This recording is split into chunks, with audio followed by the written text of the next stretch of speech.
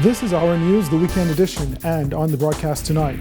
The State Minister for Legal Affairs endorses recent comments of the Press Secretary that transparency is not necessarily full disclosure. Plus, a former Court of Appeal president criticizes government over the formation of a committee to oversee the OBAN project. And not so impressed, find out what the former BEC chairman has to say on plans to build a LNG plant at Clifton Pier.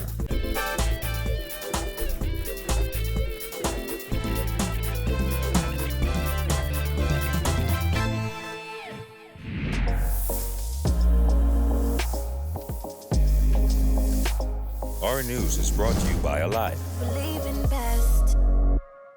Good evening, I'm Andrew Knowles, and thanks so much for joining us. Topping the news, days after Press Secretary in the Office of the Prime Minister, Anthony Newbold, said the Freedom of Information Act does not mean full disclosure, a cabinet minister is sharing his sentiments. State Minister for Legal Affairs Ellsworth Johnson says, despite how some may feel, Newbold is absolutely right, and everything cannot be made public. We get that story tonight from Kyle Joaquin.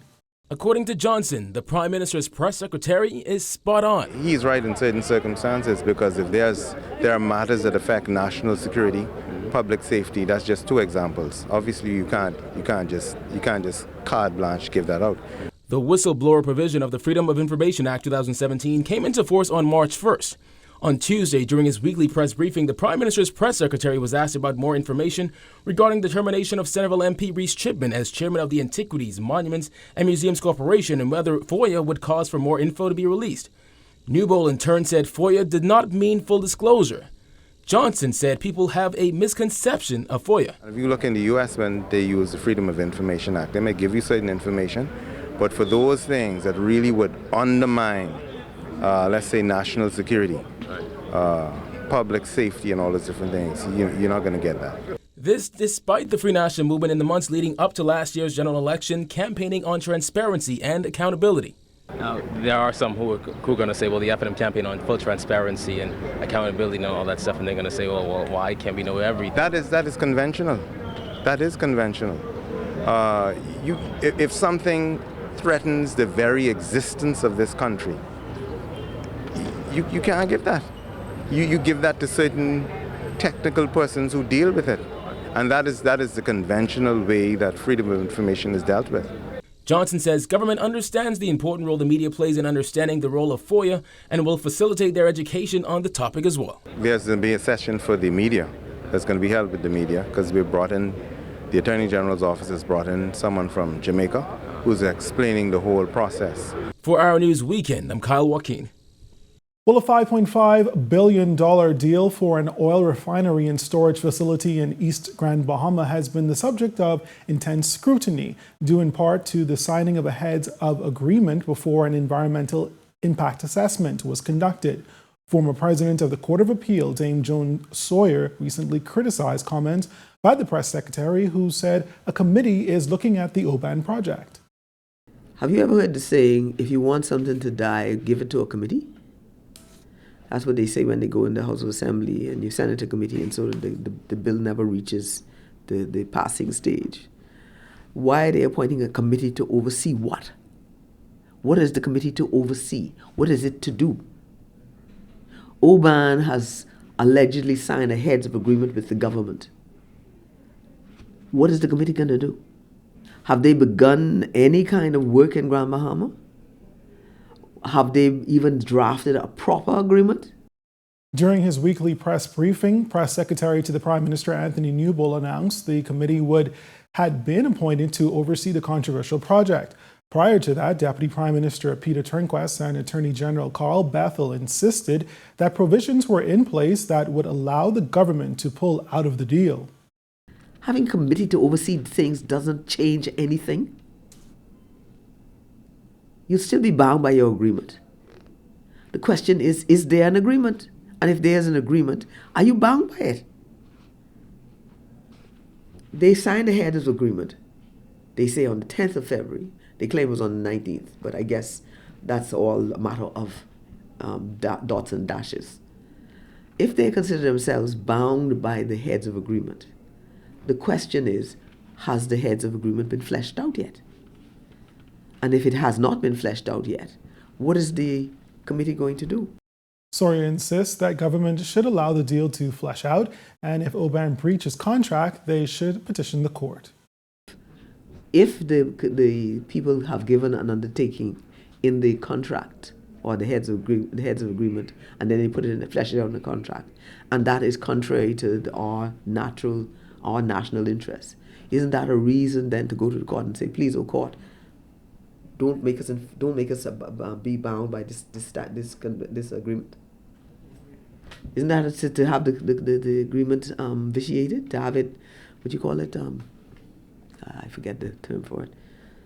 But in other words, you declare that it's null and void because they failed to live up to the conditions.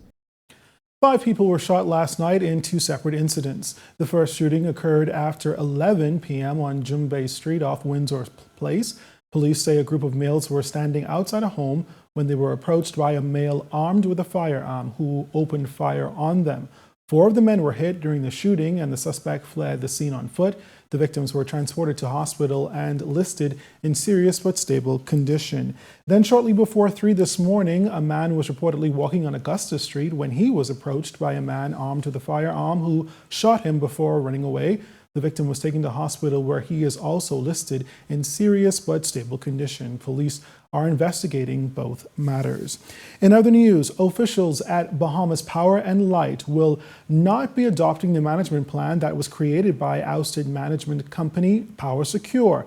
That's according to Public Works Minister and Minister responsible for BPL, Desmond Bannister, who says the new management team is coming up with a plan of their own. Our Jasmine Brown has more in this report. We've indicated that we are relooking, having another look at their management plan, and we're devising one that we think is more appropriate for the Bahamian people. Bannister's comments come after leaders of the 2 unions that represent workers at Bahamas Power and Light called on executive management to disclose their plans for the cash-strapped company. Presidents of the Bahamas Electrical and Utilities Managerial Union and Bahamas Electrical Workers Union say since the new board took office, execs have not been operating transparently. Bannister disagrees. Our stakeholders will be fully informed of what we intend to do. Earlier this month, BPL executives said they were borrowing from elements of the plan produced by former management company Power Secure. Bannister tabled the plan in the House of Assembly last fall. The Minister administration terminated Power Secure's management agreement last September after Bannister told Parliament the new board had accused Power Secure of breaching the agreement. Managers Union President Anthony Christie says just like Power Secure did, the new management team needs to outline its own plan and make it readily available to the unions. Bannister says they are currently working on it. And as you know, we are waiting for a plan to be prepared, be completed. And once it is completed. Reporting for our news, I'm Jasmine Brown. All right, thanks a lot, Jasmine. Meantime, the former executive chairman of the country's main electricity provider isn't impressed by plans to build a liquefied natural gas plant at Clifton Pier. Gillian Gray tells us more. On the heels of Bahamas Power and Light's announcement that Shell North America has been awarded the contract to build a new generation and liquefied natural plant at Clifton Pier, former BEC executive chairman Leslie Miller, who has long lobbied for LNG, says the Bahamas could have been benefiting from LNG years ago. He called it a missed opportunity. We were going to get $1.2 billion for the people of our country over 20 years. With a $15 million bonus for signing the contract. We were also going to get $250,000 a year for BTVI and 200 houses built on North Bimini. At that time, because of the noise in the marketplace, Right Honorable Perry Christie decided not to go along with the program. Now today, BEC got to bring in Shell to supply us with electricity. You know, it's incredible what has happened. You had it for free. Shell North America has proposed a gas-to-power plant which will require the construction of an LNG plant at Clifton Pier. It will produce up to 270 megawatts of power generation, which BPL claims will have a positive impact on consumers and the environment. Miller says when he pitched the idea of an Ocean Key LNG plant years ago, he was painted as a villain. However, he questions where his many critics are now. Miss out? What you mean to be miss out? I said 1.2 billion over 20 years. You know what kind of money that is? You know how much we're going to use that money? But because it was, I guess, Bahamians, along with the foreigners, advancing this, those who opposed the government instead of being objective, decided that it couldn't happen. And of course it didn't happen. Now it's gonna happen. You hear not a word from Sam Duncan and the rest of them jokes now concerning it, not a word.